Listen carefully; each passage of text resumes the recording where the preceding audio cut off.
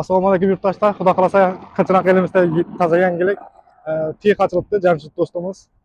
Bu yerda har turli xizmatlar bor ekan. Uni o'zi bilan Xudo xolasa tanishtirib, videoning so'ngida manzilni tushuntirib o'tamiz. Jamshid do'stimizning o'zidan Xudo xolasa bor ma'lumotni olsak bo'ladi. Assalomu alaykum do'stim. Yaxshimisiz? Ishlarga rivoj, ish boshlaysiz. Bo'lsin.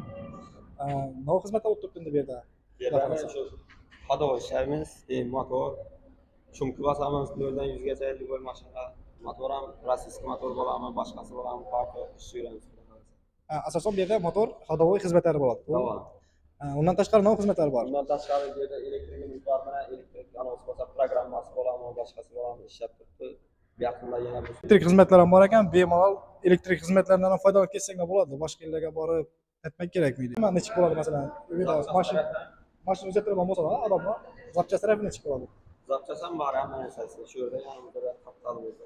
Xullas zapchast muammosi ham bo'lmaydi. Xudo xolasa hamma narsa shu yerdan bitadi, to'g'rimi? Yurtdoshlar yana bemalol kelsanglar bo'ladi. Shu o'zimizning shu Originax elimizda o'tib turgan tex bu. Xudo xolasa kimda shunday xizmatlar bo'lsa, bemalol kelib foydalansanglar bo'ladi. Manzaraga bo'lsak, bu tarafdan Biyunidan kelish, bu tarafdan Turkiyadan kelish, biz yo'lning bo'yida joylashgan bo'ladi. Kex magazini.